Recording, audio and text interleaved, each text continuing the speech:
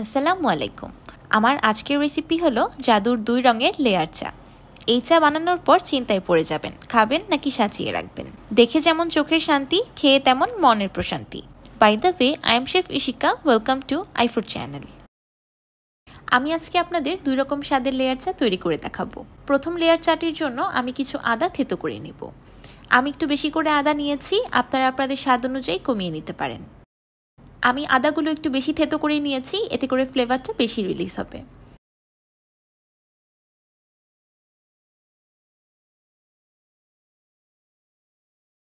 এবার একটি মিল্ক পটে দিয়ে দিলাম 1 কাপ পানি, থেতো করে রাখা আদা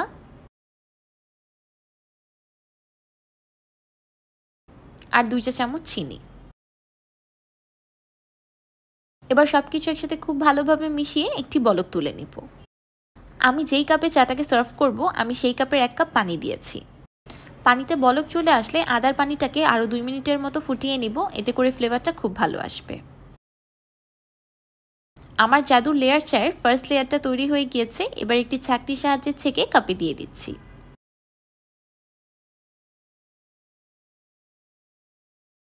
এবার আবারও সেই মিল্ক পটে দিয়ে দিলাম অল্প একটু পানি।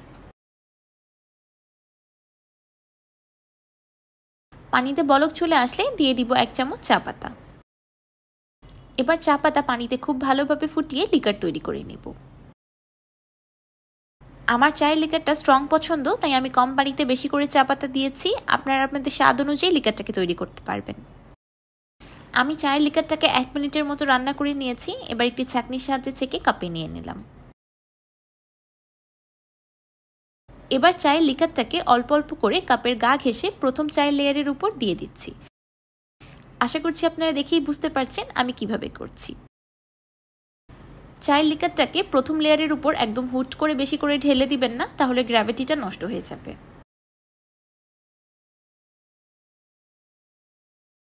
তো তৈরি হয়ে গেল 2 লেয়ারের র চা। এবার আমি আপনাদেরকে 2 লেয়ারের দুধ চা তৈরি করে দেখাচ্ছি। সেই জন্য প্রথমে একটি মিল্ক পটে দিয়ে দিলাম 1 কাপ দুধ, আর মিষ্টির জন্য দিয়ে দিলাম 1 চামচ কনডেন্স মিল্ক। আপনারা ইচ্ছে করলে এই দুধ চাতেও চিনি ব্যবহার করতে পারবেন, কোনো সমস্যা নেই। সবকিছু একসাথে খুব ভালোভাবে মিশিয়ে যখন দুধে বলক চলে আসবে, তখন দুধটাকে আরও 2 মিনিটের মতো ফুটিয়ে হালকা ঘন করে নিব। দুধ চায়ের দুধটা একটু ঘন ঘন খেতেই কিন্তু বেশি ভালো লাগে। এবার আমি দুধটাকে কাপে ঢেলে রাখছি। দুধ চায়ের ফার্স্ট লেয়ার ডান। এবার সেকেন্ড লেয়ারের জন্য আবারও সেই মিল্ক পটে দিয়ে দিলাম অল্প একটু পানি, 1 চামচ চা পাতা আর 1 চামচ গুঁড়া দুধ। আমি এখানে দুধ কম ব্যবহার করেছি, কারণ অলরেডি এই চাতে একটা দুধের লেয়ার আছে, আর ওইখানে আমি দুধটাকে ঘন করে নিয়েছি। তাই আমি এই লেয়ারের চাটাকে একটু স্ট্রং রাখবো। সেকেন্ড লেয়ারের চাটাও তৈরি হয়ে গিয়েছে। এবার এটাকে ছেঁকে নিচ্ছি। এবার ঠিক আগের পদ্ধতিতে দুধের উপরে দুধ চায়ের লেয়ার দিয়ে দিব।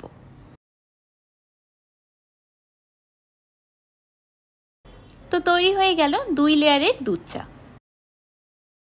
চা পছন্দ করে না এমন মানুষ হয়তো খুঁজেই পাওয়া যাবে না, তাই চা প্রেমীদের জন্য নিয়ে এলাম এই সুন্দর আকর্ষণীয় চা রেসিপিটি।